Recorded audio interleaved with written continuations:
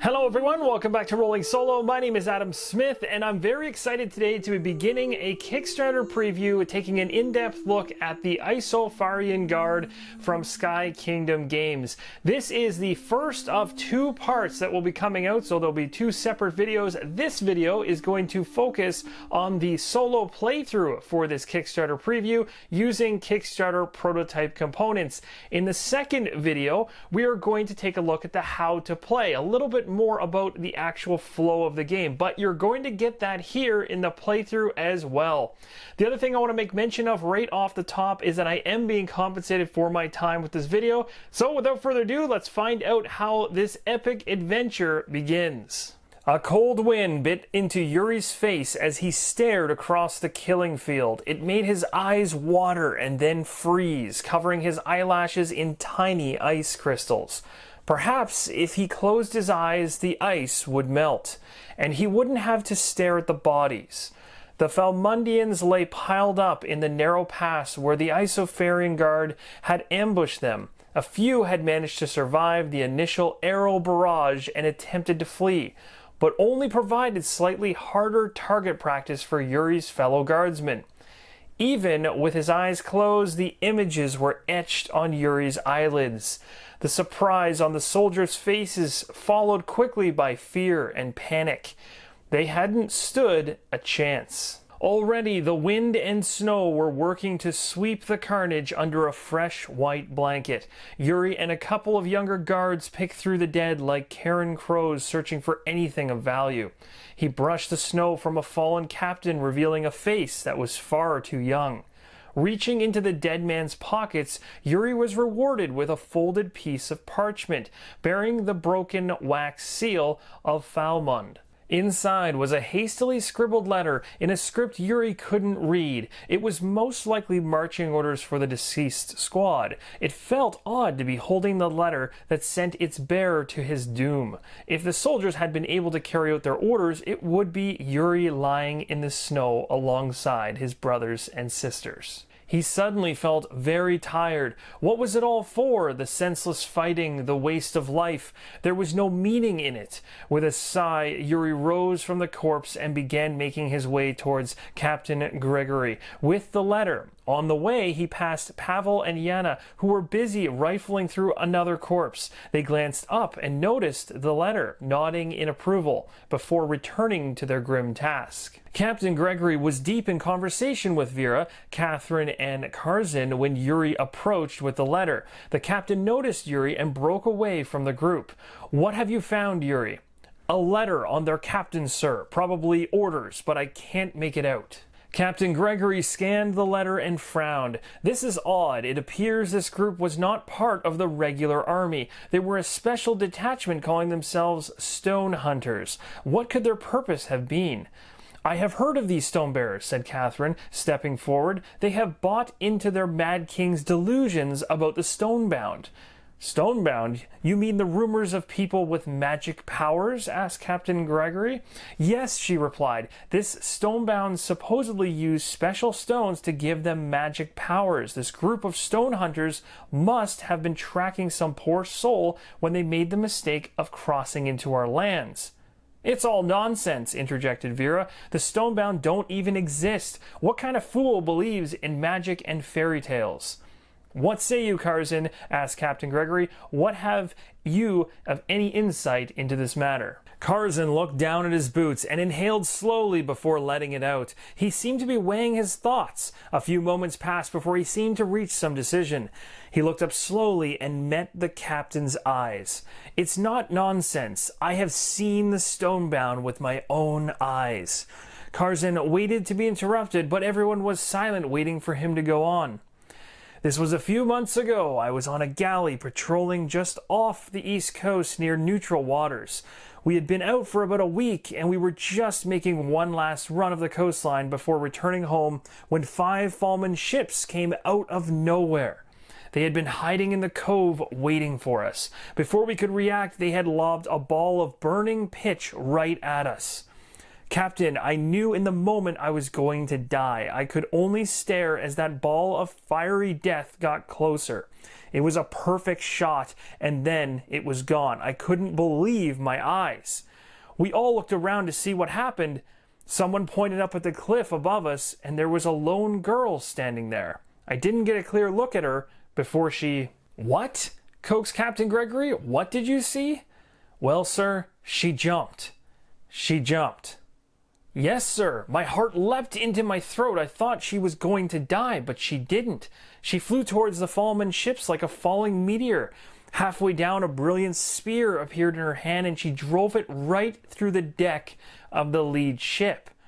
Karzin paused, gauging everyone's reaction. The faces looking back at him ranged from thoughtful to incredulous.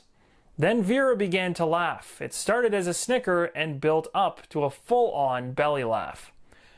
"Why have we never heard of this meteor girl of yours, Karzin?" she questioned mockingly. "Let me guess. She destroyed all the ships and then flew back into space, but not before stopping to give you a peck on the cheek." "Enough," Vera commanded Captain Gregory. "It's true," proclaimed Karzin. "She destroyed every ship there and then disappeared."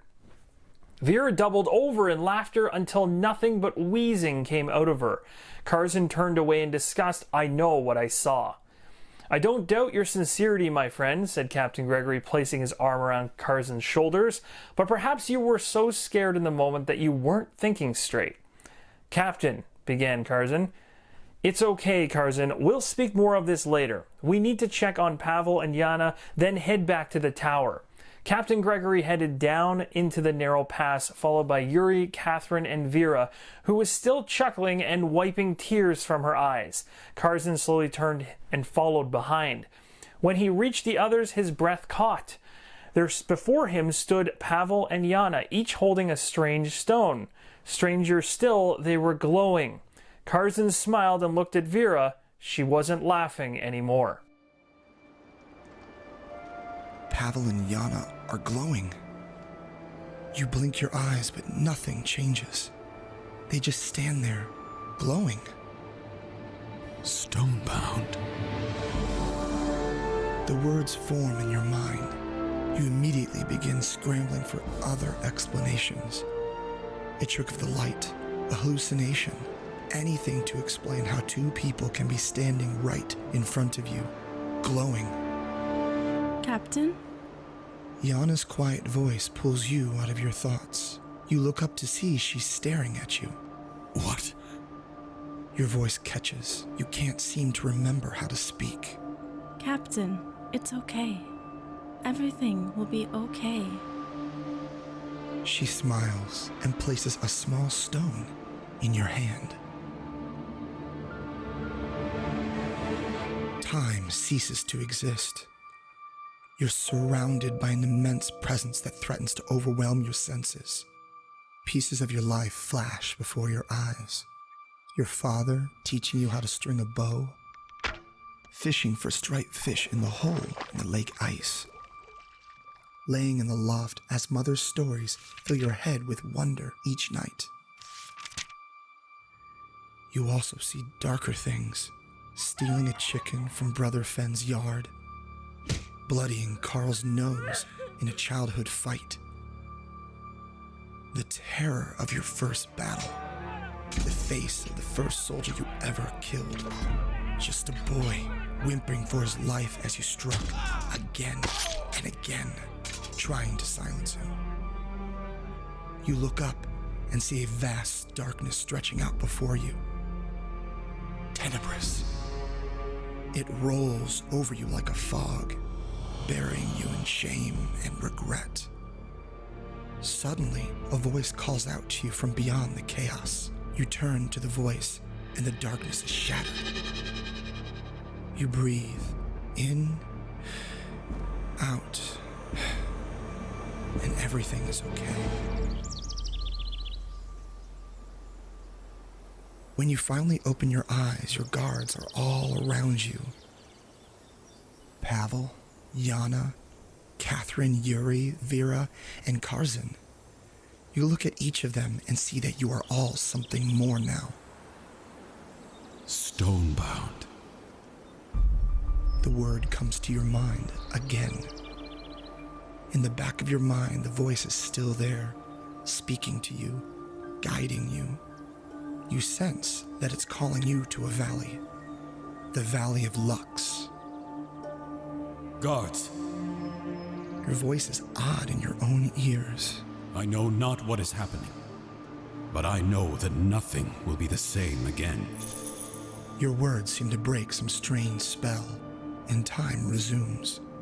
I can see that you all have experienced something like what I have. While we have been fighting our petty wars, a great darkness has come upon us unseen. Your guards are silent, no doubt reliving their own experiences with the enveloping shadow.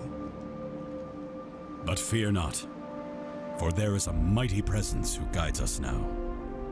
At this, your fellow stonebound look up hopefully, and there are even a few smiles. We can all hear the voice calling us to the valley, and I wish to go. But I feel it is my duty as captain to warn the king of what is coming. You continue before there can be any objections. Karzin, you are the most experienced guard here. I want you to lead everyone to the valley, while I travel to Silni. If I can make the king see the truth, we can strike a mighty blow against the shadow. Karzin looks at you intently. Captain, I will do my best, but I can't help thinking you're making a mistake by trying to convince the king. Perhaps. But I owe it to the people of Isofar to try. They must know that the Stonebound are real. When I'm done, I will meet you all in the valley. You give one last look to your guards, your fellow stonebound, before stepping on the road to Silni.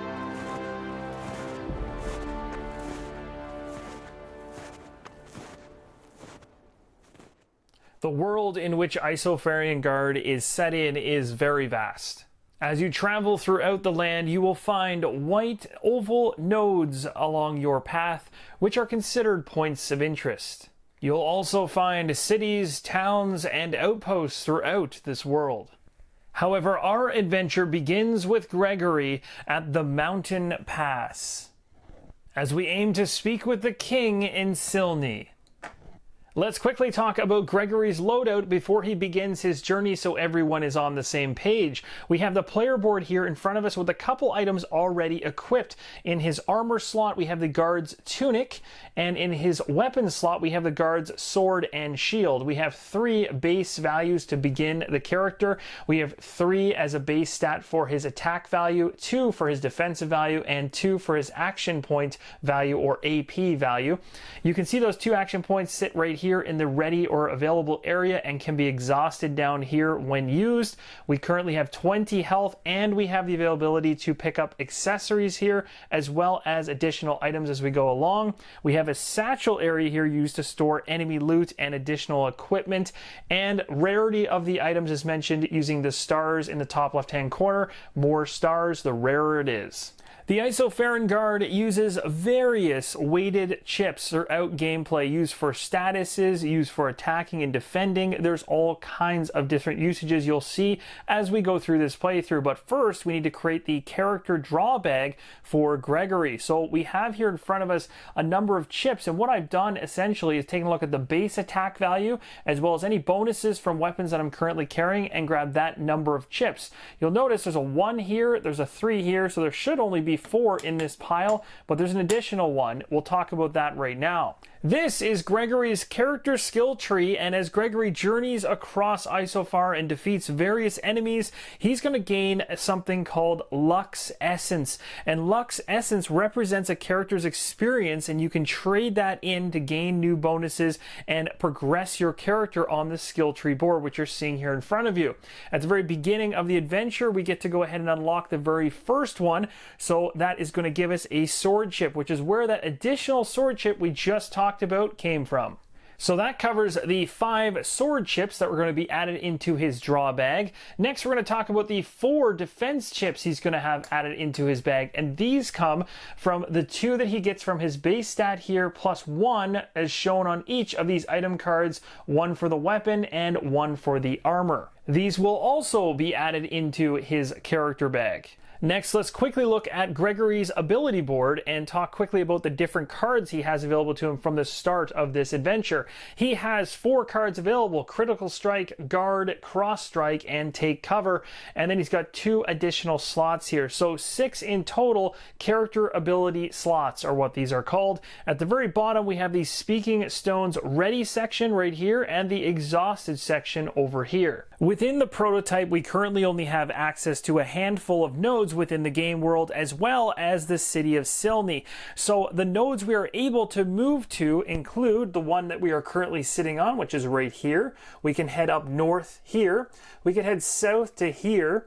We could head east here, here, or all the way to Silney. And we depict our motion on the map when we choose to move just by moving this major figure, which is representative of Gregory. So we're going to go ahead and we're going to move him towards the town or city of Silney. Now that we've arrived at one of the point of interest nodes on the map, we're going to go ahead into this bag, which I've placed 6 scenario chips numbered 1 through 6, and draw one at random to determine what happens when we enter that particular node.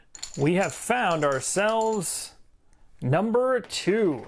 Within the prototype booklet, there is a breakdown of the odds of finding certain things within each of the different nodes allowed within this Kickstarter preview. So as you can see, we've talked about these at the world map level, but you can also see now this is where I'm getting the actual terminology for what they're called. In the final version, the terminology will be on the main world map.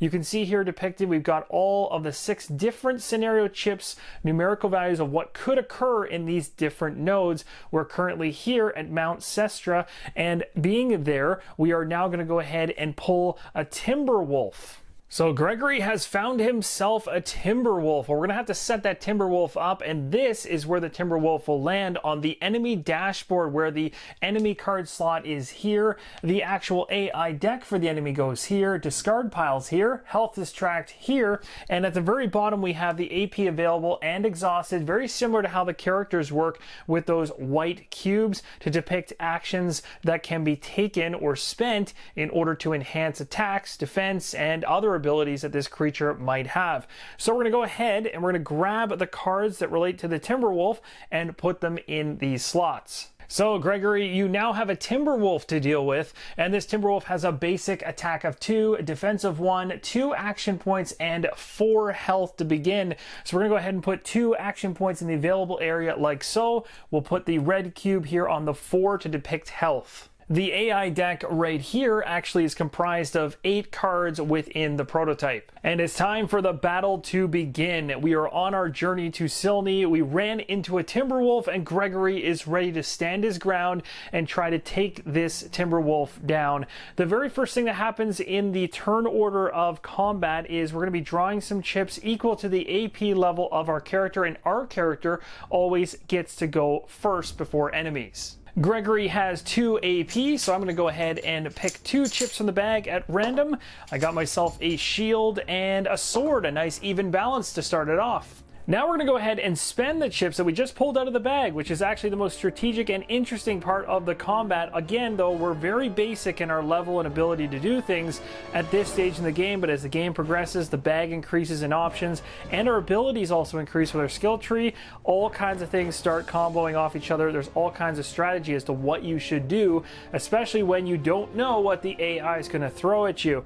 So first off, looking at the 4 abilities I have Critical Strike and Take Cover, which are the 2 most powerful ones that give me a +2 on defense or a +2 on attack, but I need 2 of a particular chip in order to pull them off. I only have 1 of each, not going to work. Also, you have to be aware of how much AP it's going to cost and be able to actually spend that AP. So the only real options that I have at this point in time are Guard and Cross Strike, because they each require 1 each, and I do have those, so I could actually pull both of them off by spending 1 AP in each of them and placing both chips in each of them to activate them and then gain 1 defense as well as 1 attack.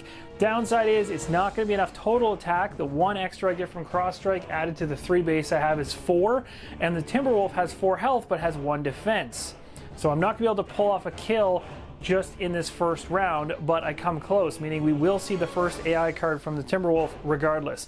So we're going to go here and put this sword in this slot like so, and we're going to pay up 1 AP, so we gain the extra attack. We're going to place this shield right here and drop this AP down to gain this extra defense. Now it's time to deal with damage and effects. So we know that we did our extra bonus 1 on top of the 3 for our combat, total of 4 going against the Timberwolf. A nice cross strike hit against this Timberwolf, but the Timberwolf does get to reduce things based on its defense. It has a defense of 1, so only 3 gets through, dropping it from a 4 down to a 1, meaning it's still alive and is going to now pull an AI card against us. So with the Timberwolf on the ropes, very close to death, still able to make an attack back at us, let's find out what the AI card has for Gregory. We're going to flip this thing over and we'll go through this step by step. The Timberwolf is going to choose the lowest health character, which we know will always be Gregory because I'm playing solo. And then we move to the next stage, which says attack the target. Pounce on the target, spending 2 action points and doing an attack of 2. Now you'll see here that it does say 2 on there. That's kind of the 2 that you're unaware of, but it actually gets added on top of the attack value on the Timberwolf card as well, which is also a 2, so it's going to be a total of 4. So we're going to bump the 2 action points down the track for the Timberwolf, and next up it says exhaust another AP from the target for the next turn. And that's going to end the Timberwolves' turn. And that's actually kind of bad because it's going to cut away 50% of what Gregory's going to be able to do in the next turn. But I can tell you right now, I'm pretty focused on going back pretty hard at that Timberwolf with an attack. So the Timberwolf did hit me for 4. I have a defense of 2 at a basic level, and then I added 1, so that's 3. Take away from the 4, leaves me with 1 hit remaining, so Gregory actually does get a little bit bit by that Timberwolf. So we're now ready to begin the next round of combat. So my AP comes back, except I lose 1 thanks to the Timberwolf and its AI card last round. And 2 AP comes back for the Timberwolf. The chips that are on these particular abilities come off these cards and go back into my bag. Now it's time to go ahead and draw based on the AP that I have available, which is currently only 1. So you can see here the Timberwolf has already limited my ability to draw from the bag.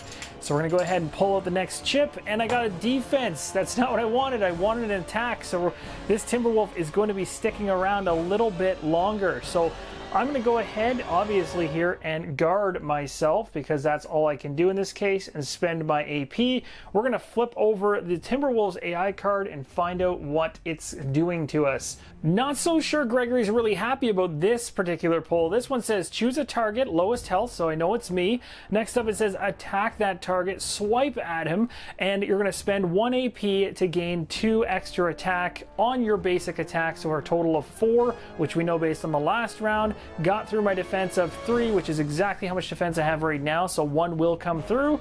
Then it says if the attack deals damage greater than my defense, which it is going to do that, it's a 4 versus a 3, then growl. Spend another AP and add a fear token to my target bag or to my bag. So this is where the game starts messing around with the character's bag beyond what I actually add into it. So first up, we're going to spend 1 AP across in order 4 to do the attack. We know we have 2 here from the Timberwolf, plus the 2 on the card is 4. Based on my chip being in the guard position, I get 1, plus the 2 base is 3, so I'm going to take a hit. Another nice little nick from the Timberwolf. This thing just does not want to go away.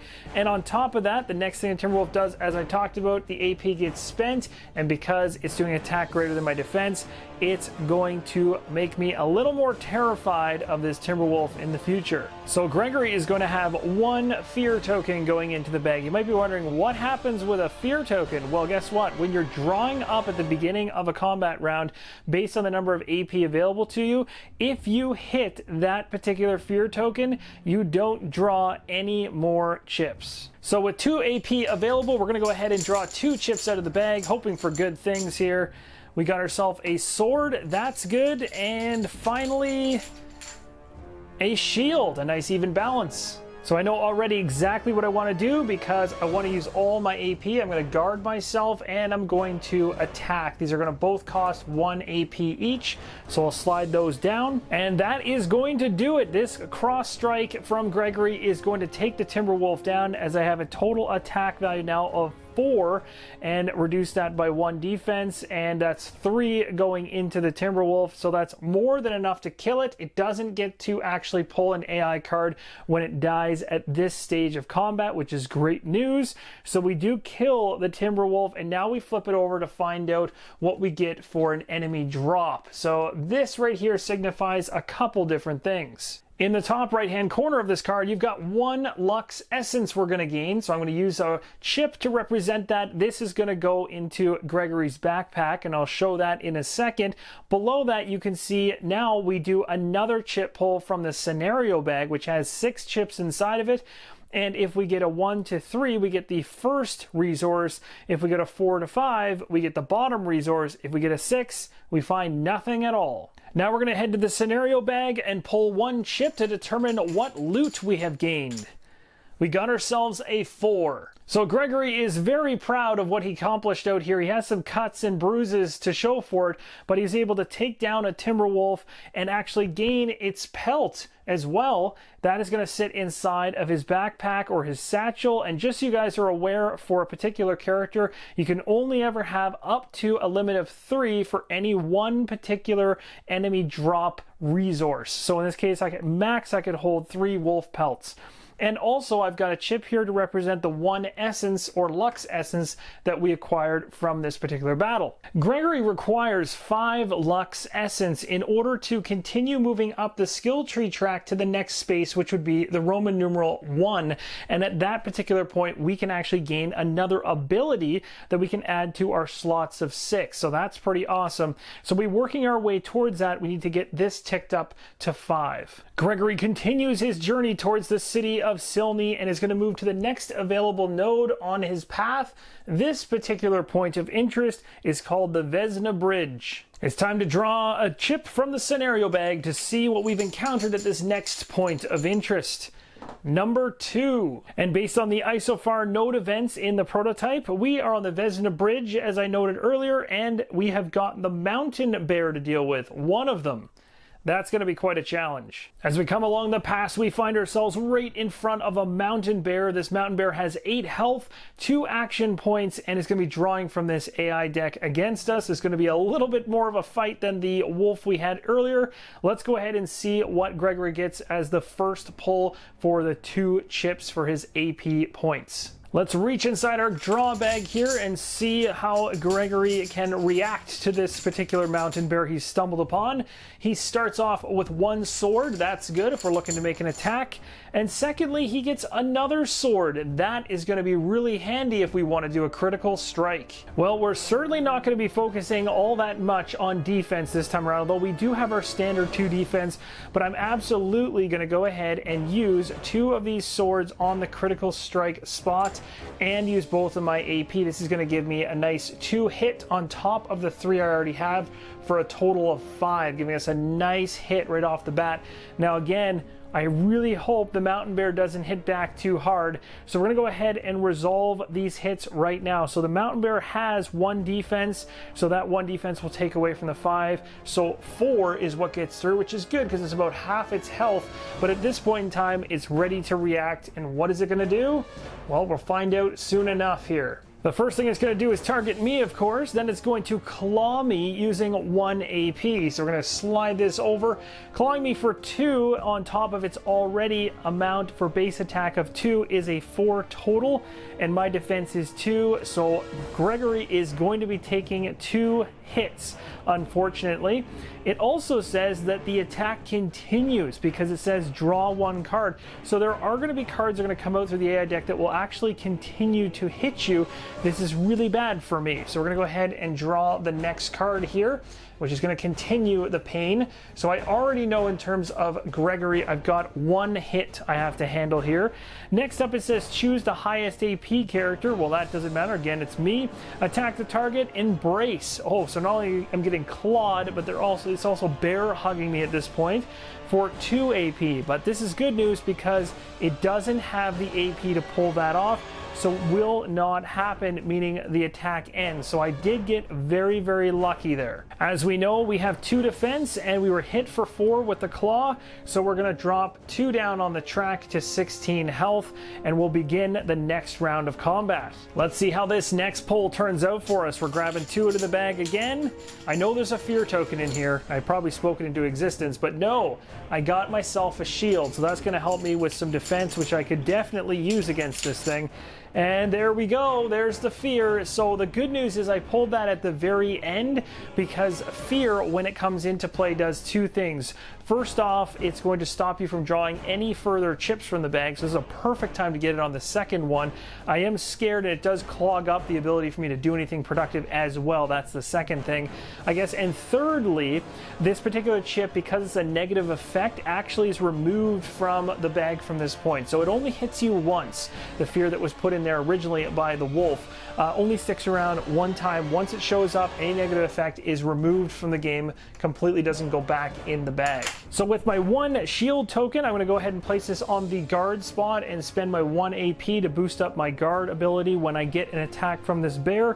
One thing to note that's very important is that you might think that just because you have a base attack, in this case Gregory has 3, that you always get to do an attack, and that's not the case. You have to actually have the sword chip come up and be able to pay for that AP in either the critical strike or cross strike spots to do damage to this thing. So your base attack doesn't happen every single round regardless. So now it's time to find out what the bear is going to do to me. Let's flip this AI card over. All right, the first one says choose the highest health. It's always me.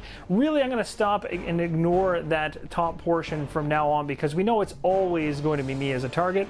So it's going to attack the target. It's going to barrage me by spending 1 AP and removing all gold symboled chips that are shield defenses. So my understanding of this would be that this particular chip comes off.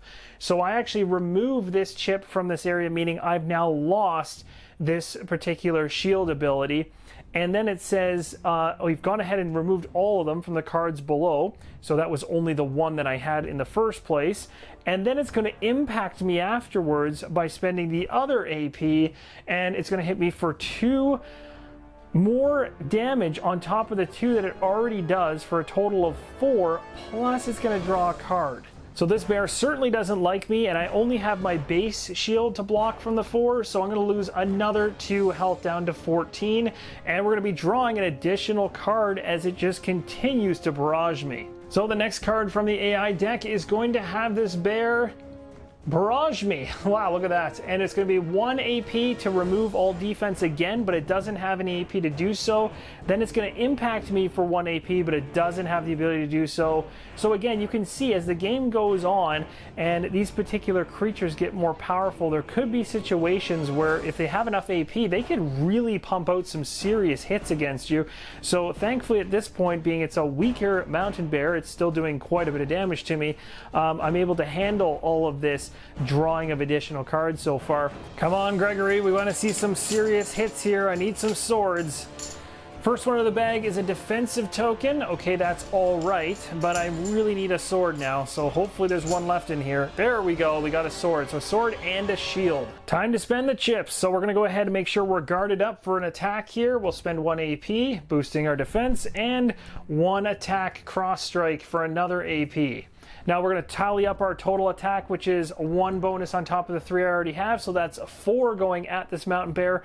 Defense of 1, so 3 is going to get through, which is just 1 shy of killing it. If only we had that critical strike, if only we had 2 swords come up in our chips, we could have pulled off another critical strike and killed this thing off, but it's going to be on its last legs and still be chucking stuff at us. So let's see what happens next. So first off, we have a crushing bite. That does not sound good. It's going to be spending both of its AP and attacking for 3. Oh, that's really bad. And then on top of that, the 3 is going to add to the 2, which is a 5. So 5 coming at me with my defense of 3 is going to be a hit for 2. So I'm already taking 2 for sure. Then it's going to say exhaust 1, but it can't do it from the target for next turn. Yes, it can, because it's actually talking about exhausting my action points for the next round. So I'm going to the next round with just a little bit left needed to kill it, and I only get 1 pull from the chip bag. So as I mentioned, a 5 coming across, and I have 2 plus the 1 is 3, so only 2 damage actually gets through on me. So I go from 14 down to 12. It's really starting to hurt me, these wild animals out here. And then on top of that, we are going to reset for the next round, but I'm losing 1 automatically. And then all the chips that are currently in play, as we always do, are just removed to the side. One thing to make mention of, the chips that are actually being removed from the cards in the middle of these rounds are not being put back into the bag. That's very important to note, that those stay out of the bag until you have none left to pull in. Then you can reload the bag, or you spend 1 HP whenever you'd like at the start of your turn to be able to reload the bag again. And when I say turn, I mean within a battle turn, but you have to suffer an HP to do that. And there's a strategy there in regards to knowing what chips have come out of your bag and what chips are still in there. And we're heading into another round of battle against the mountain bear. This thing just doesn't want to die. We've reset its AP to 2. We've lost 1 AP at the beginning of this battle round, and we're going to the bag for 1 pull to see if we get the sword that we need. So cross your fingers. Yes! We got it. So we can go ahead and make that final attack that should put this thing down for good. So this is a very easy decision. I'm going to go ahead here and place this on the cross strike. I'm going to pay the 1 AP that I have. This is going to boost my attack to a 4. The bear has a defense of 1, so 3 damage coming through, and that is enough right there to kill the bear finally. Well, that battle certainly felt good. We're going to go ahead and take it down to no health as the bear slumps to the ground, finally defeated. We flip it over to find out what we may find. We're going to gain 2 Lux Essence. That's fantastic. So we'll be going ahead and uptaking that on our backpack very soon for a total of 3. We're getting there to unlocking the very first node, but now we have to pull a scenario chip out to find out if we find any good loot. So reaching into the bag, we're going to shuffle these around a little bit, see what we find. Hopefully something good. We got a 4. Wow, we love the number 4. So we got ourselves another pelt. That's fantastic. So I'm going to be putting the pelt as well as the 2 Lux into the satchel. And Gregory's feeling pretty good about himself, besides the fact he's hurting unit at the moment, almost down to half health. But he now has 2 pelts on him, a new nice bear pelt, a trophy for the last individual he took down.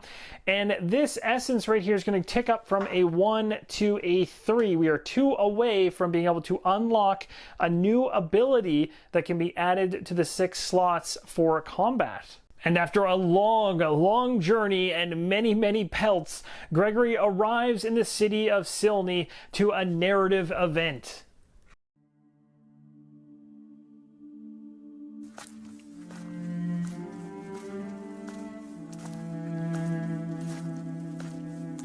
You round the final bend in the road and see the walls of Silney standing before you, cradling the city beneath the sheer face of Mount Ural.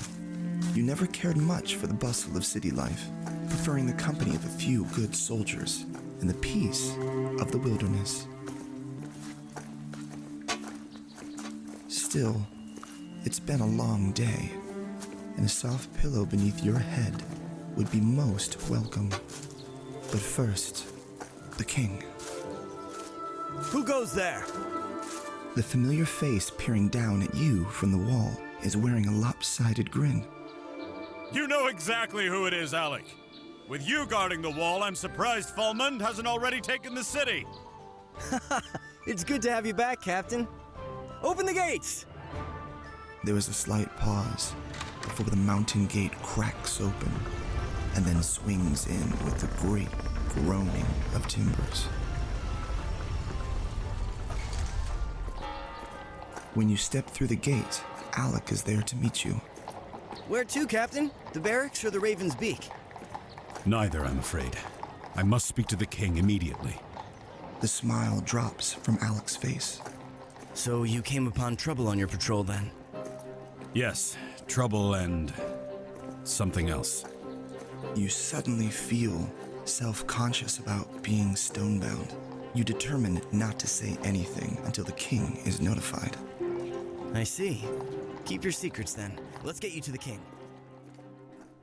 We've arrived at the city of Silney, and a narrative event is placed at the King's Keep. So these are considered mini-maps inside of, or a more zoomed-in look at some of the major locations within the world inside of the Isofarian Guard. So when you get into these mini-map views, you'll notice there's also all kinds of nodes all over the city, and some of these nodes may become active based on narrative events, but the narrative itself will tell you when specific chips are supposed to be placed on the game board, and then you can interact with them. There is no progression in terms of which nodes you need to go through to go to another one. You're free to move within the nodes on the minimap as you please. So Gregory hastily makes his way to the King's Keep.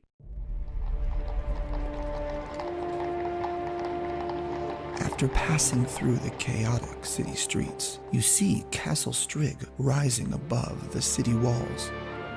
Alec escorts you through the inner gate before passing you off to a member of the King's Guard. Farewell, Captain. If you get the chance, stop by the barracks before you leave the city. I know the guard would love to see you. Thank you, Alec. I'll be sure to do that when I'm done here. Make sure to keep your eyes sharp on that wall. You return Alec's salute and turn to ascend the steps to the Great Hall. Two more of the King's Guard pull open the hall doors, and you are greeted by the booming voice of King Karst. Gregory, my faithful companion, I am glad to see you. But your early return does not bode well. Tell me, what have you encountered out on your patrol? King Karst's frankness is often jarring to outsiders, but you know that the king doesn't suffer foolish pomp or idle pleasantries. It is often best to get straight to the point. My king, we ambushed a band of Fulmund's soldiers in the mountain passes west of here. Judging by their brazen actions and the material they carried on them, my best guess is that they were stone hunters. Ah, stone hunters. King Joram has gone well and truly mad.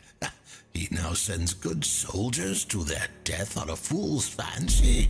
My king, I know this sounds unlikely, but King Joram may not be as mad as we suspect. I have seen something that will change our understanding of the world. You pause, stirring up your courage before uttering. The Stonebound are real. King Karst locks his gaze with you before a new voice breaks the silence. The Stonebound do not exist. A cloaked shadow emerges from behind the throne. Ah, greetings, Temnota. I was wondering if you would be skulking back there.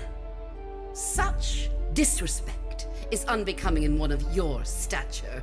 I'd be more careful, especially after espousing such heresy. The truth is not heresy. Well then, show us the truth.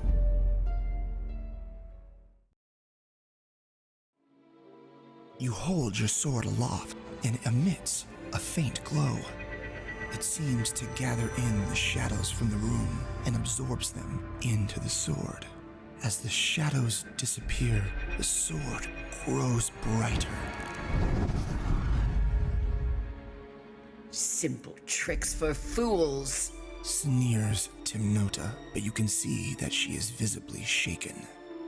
You make a mockery of our way of life, and will bring ruin on us all. Sire, you know that King Joram will bring all-out war to us if he even suspects that we have found this power. King Kar sits, stunned on his throne. He stares at you as if seeing you for the first time. Who are you? Timnota raises her voice again. Sire, we cannot afford to go to war over one delusional captain. Captain Grigory has proved his heresy by his own actions. To claim there is a power other than that given to us by Uvadet is blasphemy worthy of death. As Timnota speaks, the sunlight streaming in through the windows dims, as if a cloud has passed in front of the sun. King Kar stirs slightly, but his eyes also seem clouded over. He finally lifts his gaze and speaks to you.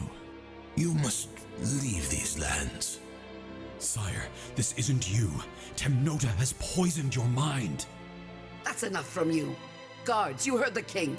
Captain Grigory is hereby banished from Isofar. Take him away. The king's guard steps in to escort you out the hall, but just before you leave, King Kar seems to recover slightly. You may take any provisions you need from Fort Strass. Timnota's eyes widen slightly before she narrows her gaze to give you a withering stare. Be safe, Captain Grigory. As we leave the King's Keep, we have a few options ahead of us here. We can go to the narrative token, which is placed on Rhinoc Square, right in the center of the city. Or we can go to the blacksmith, which is located in the slums. Or we can go to the Raven's Beak Inn. First, we're going to go ahead to the slum area here and check out the blacksmith. So we have arrived at the blacksmith, and it says, "Ah, Gregory, back from the mountain pass already? It's good to see you. I've got some new pieces in stock if you're looking to buy, and of course if you bring me the right materials, I can create some new wares for you, that is, for the right price." And you can see there, the right price is just to the right here, the selling price for a number of different items. Now again, this blacksmith is specific to the prototype, so this will be even more fleshed out in the final version with more options, but this one's tailored specifically to this experience of nodes and the narrative shown in this prototype. So there's less here, but you can see you've got the health potion, wolf teeth, wolf pelt, which we have, bear pelt, which we have, and metal fragments, all of which we can sell for different amounts of gold. We have the second highest valued item at the bear pelt, and we also have a wolf pelt, so that's pretty good. Taking a look down below at the wares available to purchase here, we have a health potion, we have a wolf heart tunic, and a wolf tooth ring. So these are the types that they are. Essentially, when you pick them up, you're going to be placing them in your player board in that particular section, whether it's an accessory or an item. And these are the materials that you need to craft and the cost associated with them as well. So the closest thing we have to getting it here is the wolf heart tunic, which needs the wolf pelt, but you need 3 of them. We currently only have 1, and we need 5 gold. So we're really not that close just yet. So we're going to head back out of the blacksmith, head back into the city area, and decide another node to investigate or check out. Well, after all this journeying and talking to these different people, I think it's time that we let Gregory get a nice rest in. So we're going to head to the Raven's Beak Inn on the far east side of the city. Gregory spends some quality time at the Raven's Beak Inn and is able to recover his health all the way back up to 20. And finally, he decides to head to Rhinoc Square.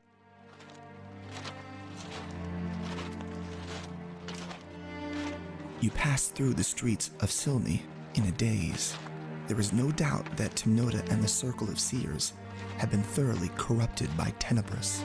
Your heart aches for King Karst, but you can only hope he can resist Timnota.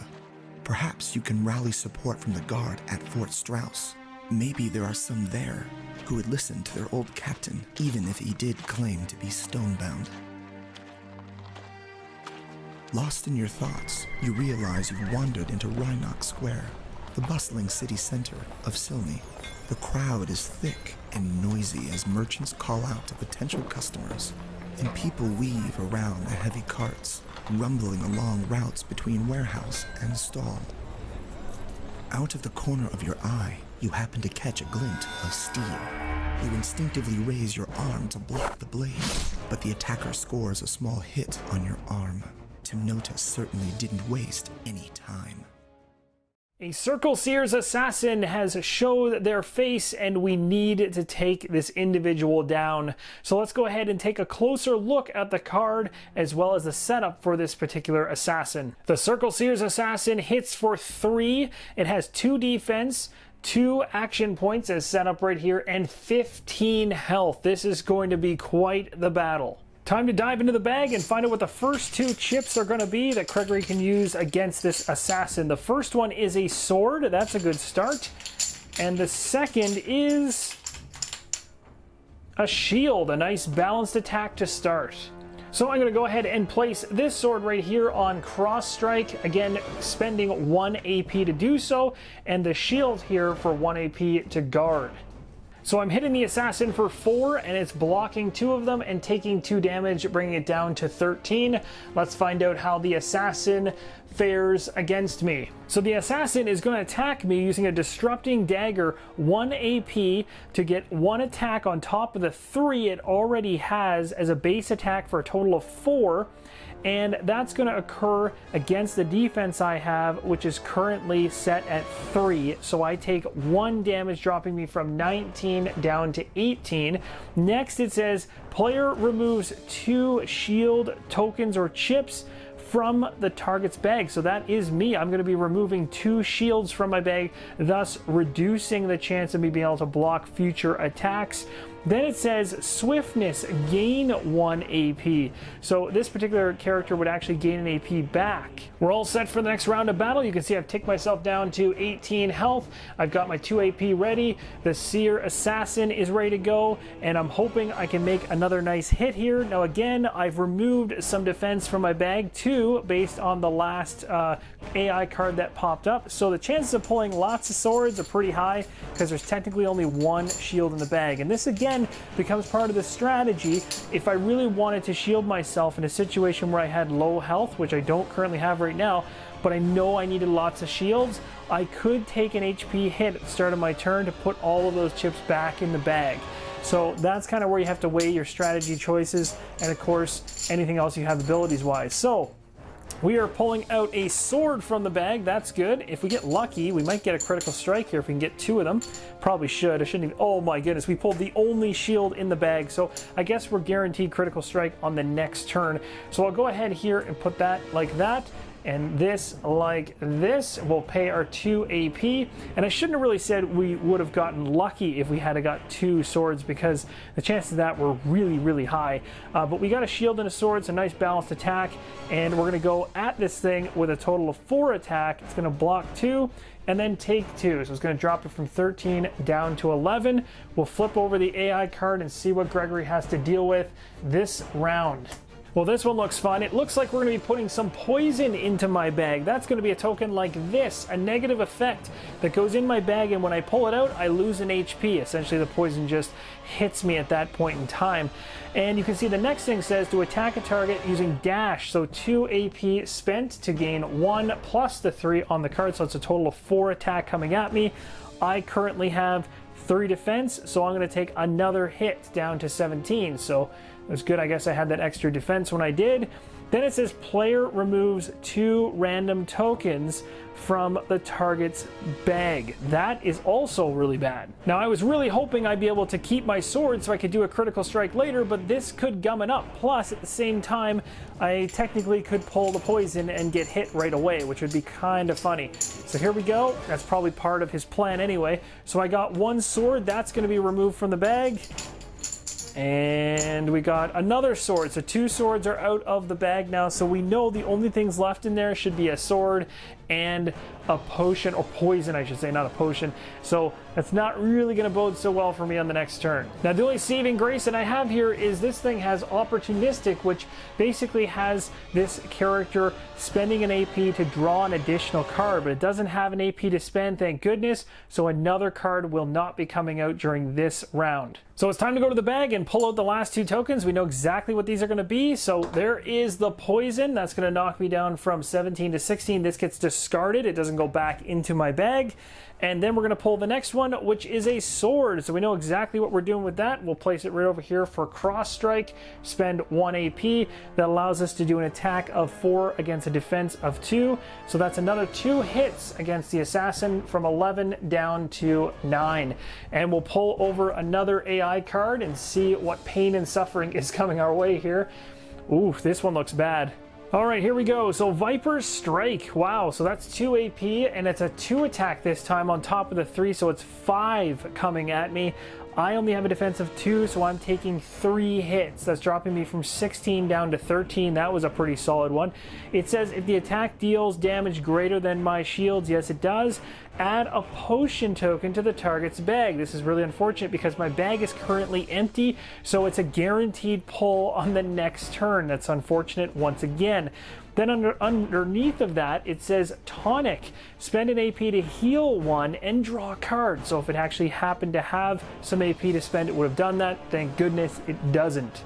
So going into this next battle round is a perfect example of a situation where you have 2 different routes to take here. One is, I know inside of my bag currently I have 1 poison inside of there waiting for me, and if I choose to just go ahead with this turn, I'm going to pull that poison out, take an HP hit, and my turn actually ends. I don't get to refill my bag during this turn. The AI would go and hit me again, so it'd be an all-around really bad turn, but I could do that just to kind of clear out the bag. Now, if I choose to do it that way, on the following turn, I get to refill my bag for free and draw as normal. The alternate idea is to go ahead and actually take an HP hit right now in this current round while I only have 1 token in the bag to pull from, and I'm able to refill all the chips that I have sitting aside here, as I just mentioned, into the bag during this current turn, and I can actually draw 2 and just hope that I don't see that poison token. So there's a little bit of a balance there as to which way do you want to go. Do you want to kind of gamble with that poison that's in there? But again, if I just go ahead and draw what I'm going to do right here, it'll be 1 full turn of pain. So I'm going to risk it. I'm going to take the extra hit, which is not exactly what I want to do, but I'm going to put all of the used chips that I've done so far back into the bag, and I'm allowed to draw 2 based on my action points. So wish me luck on this draw. I'm hoping I don't see that poison, or this is going to be kind of all for nothing in that situation. So I got myself defense. That's never a bad thing. We'll shuffle a few more tokens around here and pull another, and a sword. So another balanced attack. I've gone ahead and put the sword down and the shield down. We're going to put both of our HP into the exhausted space. We'll make our attack at 4 against this assassin. So it's defending against 2, or with 2, so dropping it 2 damage down to 7. So we are doing okay, but you can see our damage is starting to catch up to this. This is a pretty tough fight.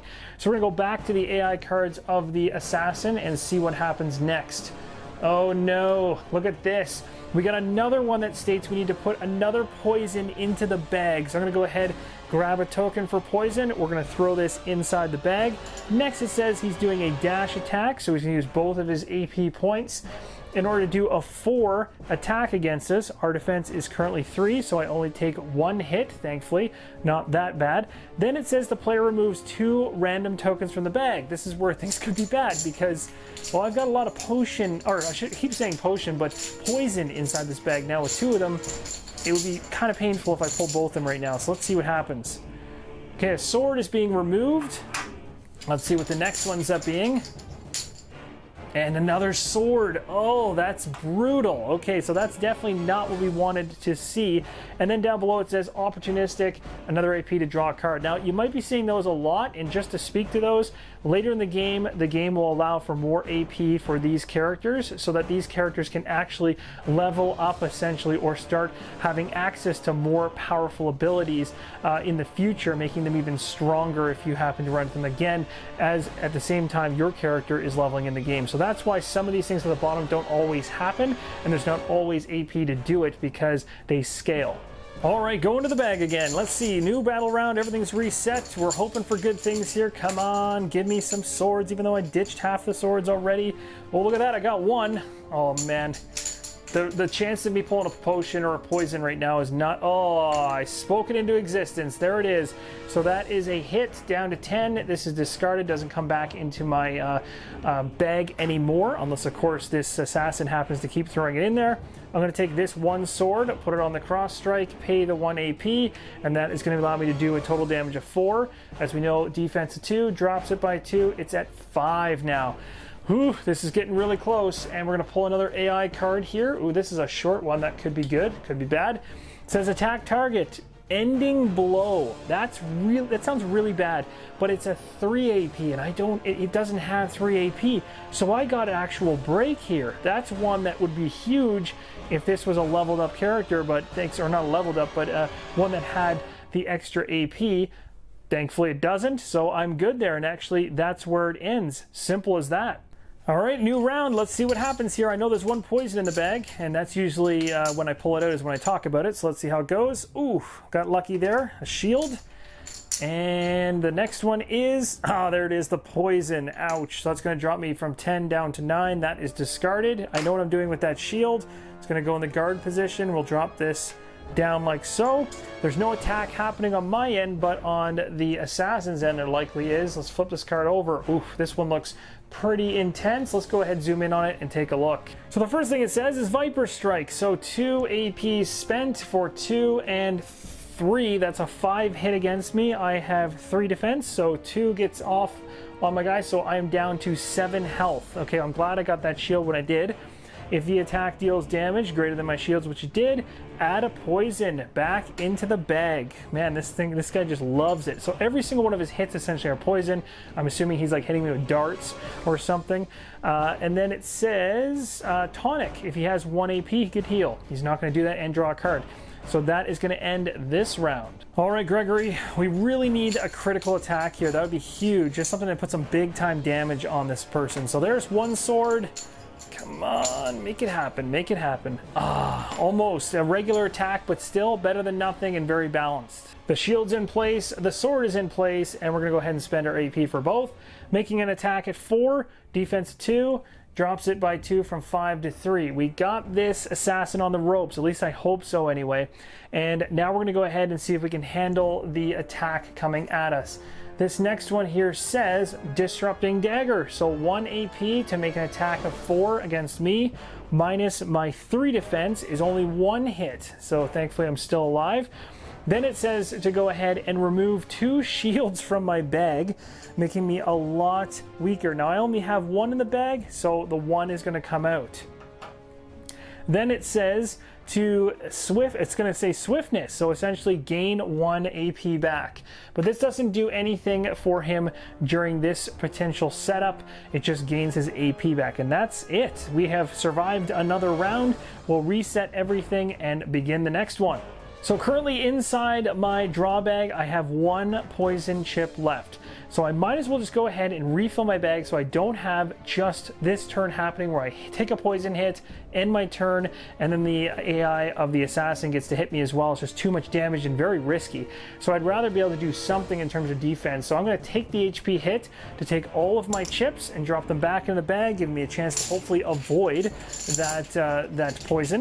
We'll see how that pans out. And I'm going to draw 2 chips right now. And if I get really lucky, I'll get a critical strike and I can just take this thing out.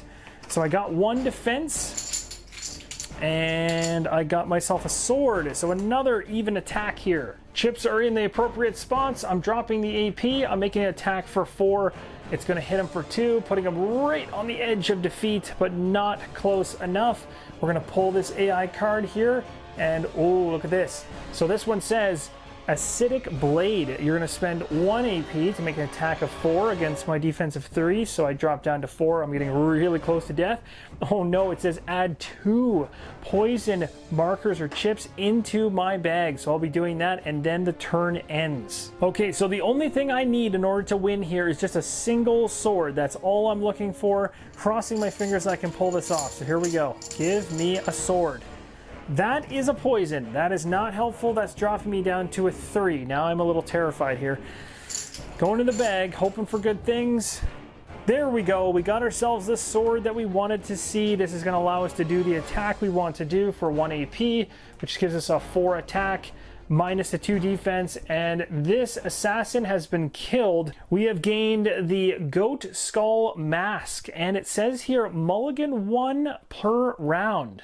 And I just noticed, even more importantly, up here at the very top, we get 5 Lux Essence, which means we can unlock a new ability on our character.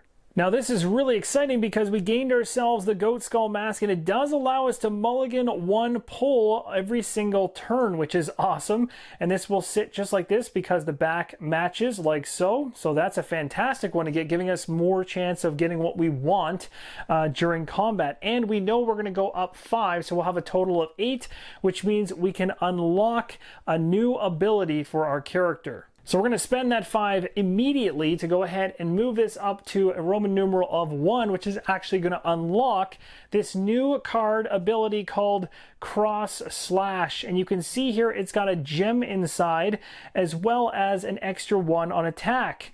It says attack all enemies. So this is something we're going to talk about as I place this over here in our 6 slots for abilities.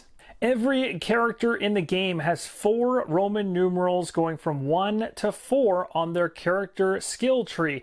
We unlocked Roman numeral number 1, and each of these particular unlocks are going to be specific to what's called speaking stones. And those speaking stones are what you're seeing, the stone depicted on the card Cross Slash right there. And you can also see the speaking stone itself sits in an available slot down here, and when used will move over to the exhausted side, and you can use this during your battles within the game. So you can see here this one's going to bump up our attack value, which is quite nice against all enemies.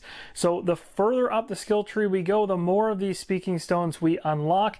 Plus, not just the speaking stones that are unlockable for our character, there are some speaking stones that are unlockable within the game world itself. Hence the reason why there are 6 slots available. There may be even more out there.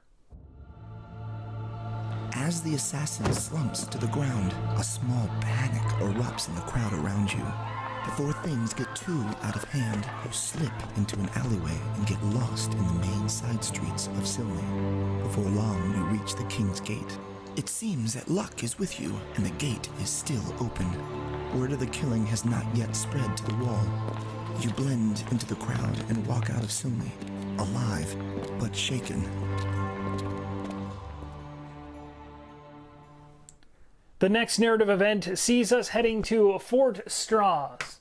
And that's going to conclude the solo playthrough for the Kickstarter prototype, as we've come to the very end of what's available in this Kickstarter prototype. So I really hope this helps you make an informed decision on the flow of the game, and just be aware that there will be a second video coming from the channel here talking about the how to play at a higher level. We'll talk about a couple things that we weren't able to cover here in the playthrough, as I wanted to keep most of what you saw on screen during the playthrough specific to what's actually happening in the game. But there are other elements at a higher level, talking about how this game world expands upon itself, some of those strategy mechanics with the bag and the draw, all that kind of stuff we're going to cover at a little bit higher of a level in the next video. So thank you guys so much for watching. Again, hope this helps you out, and as always, keep on rolling solo.